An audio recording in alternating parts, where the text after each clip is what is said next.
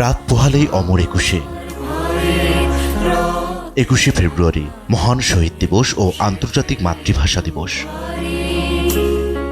দিনটি উদযাপনে প্রস্তুত কেন্দ্রীয় শহীদ মিনার। 21-এর প্রথম প্রহরে রাত 12টা 1 মিনিটে ভাষা শহীদদের প্রতি শ্রদ্ধা জানাবেন রাষ্ট্রপতি, প্রধানমন্ত্রী, মন্ত্রিপরিষদের সদস্য, বিভিন্ন রাজনৈতিক দলের নেতাকর্মী সহ সর্বস্তরের মানুষ।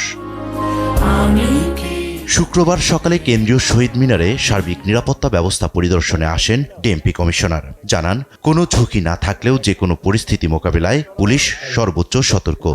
নিরাপত্তা ব্যবস্থা শুধু শহীদ মিনার কেন্দ্রিক হয় না, আমাদের নিরাপত্তা ব্যবস্থা পুরা ঢাকা শহর নিয়ে এবং পুরা ঢাকা শহরকে আমরা সিকিউর রাখার জন্য সকল সময় চেষ্টা করি। এখনও সেই চেষ্টা করে যাব। আপনাদের সহযোগিতা একান্ত কাম্য।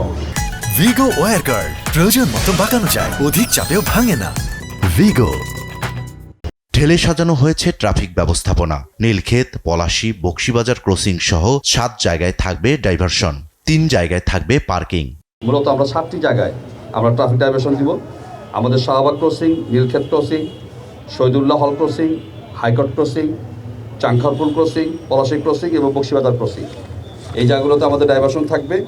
এবং এই ডাইভারশনের পরে আমরা ওখানে প্রত্যেক ডাইভারশনে আমাদের লোক থাকবে, নির্দেশনা থাকবে যে কোন দিক দিয়ে আমাদের যাওয়া চলাচলটা হবে।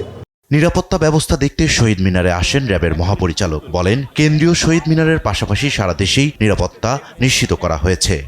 আমাদের কাছে নিরাপত্তাজনিত কোনো রকম থ্রেট নাই, তবে আমাদের সব ধরনের প্রস্তুতি আছে। কেন্দ্রীয় শহীদ মিনারে তো আছে, এছাড়া সারা দেশে যেখানে যেখানে আপনার শহীদ বেদিতে শ্রদ্ধা নিবেদন করা হবে, প্রত্যেকটা জায়গায় সারা দেশে সব জায়গায় আমাদের নিরাপত্তা ব্যবস্থা থাকবে। শহীদ মিনারের চারপাশে পুরো ঢাকা বিশ্ববিদ্যালয় ক্যাম্পাসে থাকছে কঠোর নজরদারিতে। র্যাব পুলিশের কন্ট্রোল রুমের পাশাপাশি স্থাপন করা হয়েছে সিসি ক্যামেরা। ইকবাল অনিক, দেশ টিভি, ঢাকা।